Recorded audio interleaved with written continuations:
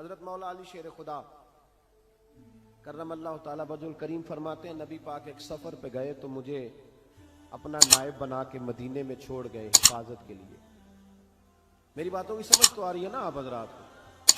हुजूर मुझे छोड़ गए, कहते हैं मेरे पास माले गनीमत के थोड़े से पैसे थे, मैं सोने का एक हार लाया, एक लॉकेट लाया, सैयदा फातिमा को तोहफा दिया पहली दफा, सोने का हार उन्होंने पहन लिया। नबी पाक अलैहिस्सलाम का तरीका मुबारक ये था कि हुजूर जब सफर पे जाते थे तो सबसे आखिर में सैयदा फातिमा के घर जाते, और जब वापस आते तो सबसे पहले आते, सबसे पहले। हजरत अली कहते हैं कासिद आया, उसने आके बताया कि कल नबी पाक वापस आ जाएंगे। सैयदा फातिमा बड़े दिनों से इंतजार कर रही थी कि हुजूर आए नहीं, इतने दिन हो गए। जब जाके बताया ना कि कल हुजूर आएंगे तो कहते सैयदा ने सुबह से सफाइयां शुरू कर दी, खाना पकाया अपने महबूब के लिए, हुजूर के लिए बेहतरीन खाना बनाया और बहुत सारी तैयारी की।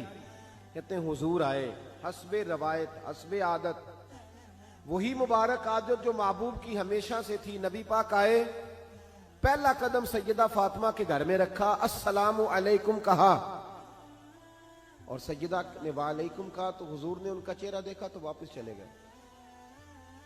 हजरत फातिमा रोने लग गई।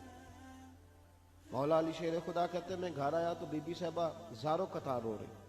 फातिमा क्या हुआ? काली पता नहीं, हुजूर सलाम लिया वापस चले गए, ऐसा कभी हुआ ही नहीं, पता तो करें। शेर खुदा कहते मैं मस्जिद में गया तो नबी पाक भी एक कोने में बैठ के रो रहे। मैंने कहा या रसूल अल्लाह आप यहाँ रो रहे हैं, फातिमा वहां रो रही है, बात क्या है? तो नबी करीम अलैहिस्सलाम ने फरमाया वो मेरी बेटी होके सोना पहनती है, अगर फातिमा भी सोने से प्यार करेगी तो उम्मत की गरीब बेटियां किधर जाएंगी? वो भी सोना पहनने लग गई है, वो भी अगर ये काम करेगी तो गरीबों की बच्चियां किसके तरीके पे चलेंगी? वो भी सोना पहनती है। हजरत अली कहते हैं मैंने कहा या रसूल अल्लाह उन्होंने नहीं पहना, वो तो मैंने ला के दिया है, उन्होंने ख्वाहिश नहीं की। तो महबूब ने फरमाया उसे जाके बताओ। हजरत फातिमा ज़हरा रदी अल्लाह ताला अन्हा को जाकर के बताया गया कि महबूब पाक तो इस बात से आपसे नाराज है। हजरत फातिमा ने उसी वक्त सोना उतारा, कहा अली जो मदीने में सबसे गरीब घर है उसे दे आ जा।